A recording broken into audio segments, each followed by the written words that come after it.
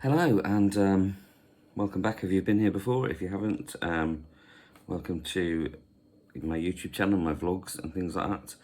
I'm here today with a flash fiction story from my collection, The First Flash of Hope, which is at the present moment in time available on Wattpad. Well, when I'm recording this, it is available on Wattpad.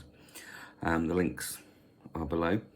So I'm here to read another one of the short stories. There's going to be 20 sci-fi flash fiction stories. We're now over halfway through.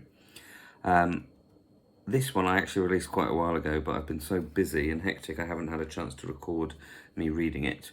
But anyway, this short story, this flash fiction, sci-fi flash fiction, is called The Way We Used to Live.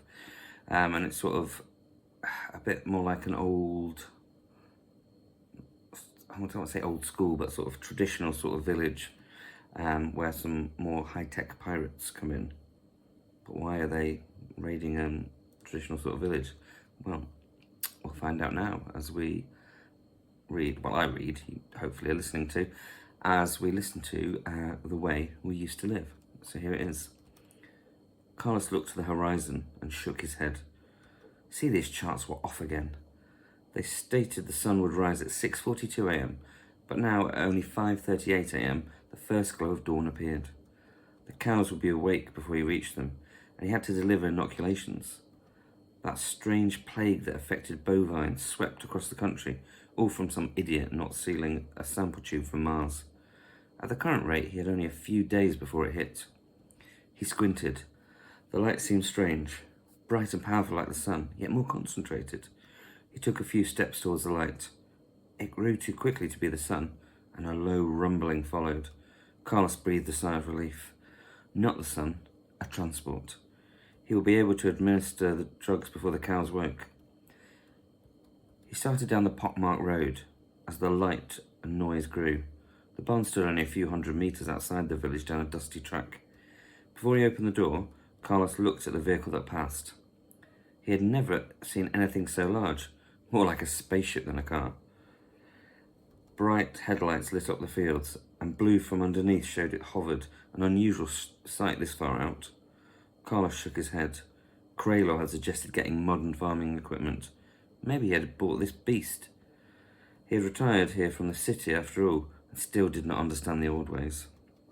The vehicle entered the small village, nothing more than a handful of houses, local shop, pub, and acres of farmland.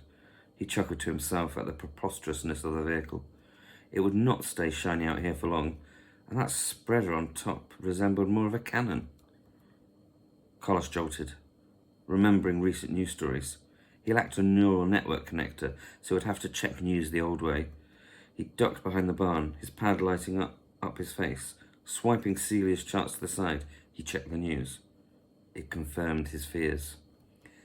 Pirates. They had attacked random targets in the countryside, but all of those were much bigger. What could they want with a few villages and a handful of livestock? Carlos did not need to wait long to find out. Shutting off the pad to hide his location, he darted from behind the barn. The vehicle had stopped in the centre of the village. A loud message blurted from speakers hidden within its shell. Stephen Kraylor, the tinny voice announced. We know you are here. Come out and meet us, or we will search this village house by house. Carlos cursed under his breath. Any chance of warning his neighbours now gone. Despite this, he did not let up his run. Maybe he could reason with them. The closer he came, the more lights in houses flicked on as villagers woke from their slumber. Most doors remained closed, but a few opened and gruff old men stepped out. Carlos knew who they would be. James, Grennan, Rufus, all too proud to step down, all too stubborn to leave well alone. A man stepped forward onto the road, striding toward the vehicle. Although just an outline to Carlos, the man's stocky build and frizzy hair told him it was Grennan. We don't want your sort round here, the farmer shouted. Take your stinking truck elsewhere or I'll call the police. In response, a strip on the side of the vehicle lowered, creating a stairway to the road. Light flooded from inside. A silhouette stepped forward and slowly made its way down. The man dwarfed Grennan. His grey hair was cut short and a scar ran from temple to chin. In a gruff voice he responded, We have no quarrel with you. We just want Kraylor. Grennan considered replying, but the large assault rifle the man carried stayed his lips. Carlos reached the village, but was unsure how to proceed. Should he run in, try to stop the situation, or work on evacuating everyone? Once more he became a spectator. Stephen Craylor walked up the road, hands in the air. "Step back, Grennan, he said. "I know why they are here." The pirate turned to Craylor, raising his rifle. "You knew this day would come. The devil always comes looking for his own. And after what you have done, you will rot in hell." "This man is a hero," Grennan interrupted. "He has done nothing but good for this village, unlike you scavengers. We know what you did at Malbrook and Fern's End." The pirate never took his eyes off Craylor. "Media lies," he screamed. "We killed one person in each village. Shall I tell them why? Or do you want to, Craylor?" Craylor looked to the ground, not wanting to make eye contact with the ever-increasing number of villagers exiting the houses. "Quiet now, eh?" The pirate raised his voice, making sure everyone heard. "You see, Craylor and two of his friends were directors of Radicorp, the company that supplies tech conglomerates with copper. With resources running low, they needed to find a new mine. Now, it just so happens an abundance of copper was found on the town of Runthorne, and it also happens that a massive fire destroyed the town, leaving the area free for mining. The media said the fire started in a restaurant due to faulty cooking equipment and raged through the town, killing hundreds and leaving hundreds more homeless. But that's not really how the fire started. Do you want to tell them what actually happened, Craylor?" The former director was quiet. "Thought not," the pirate said. Without hesitation, he pulled the trigger on the rifle.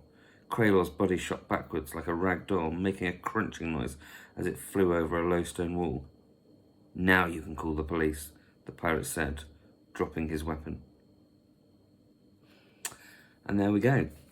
That is the way we used to live. Okay, and it's obviously focused on some pirates and a small village, which is a bit more traditional, maybe how we would live nowadays, but obviously it's set in the future. Hopefully you like the twist at the end, and you've worked out, I guess it kind of tells you the reason why the pirates are there. Anyway, yeah, I hope you really enjoyed that, and like I said, head over to Wattpad, head over to my collection, The First Flash of Hope, for more of my sci-fi flash fiction stories.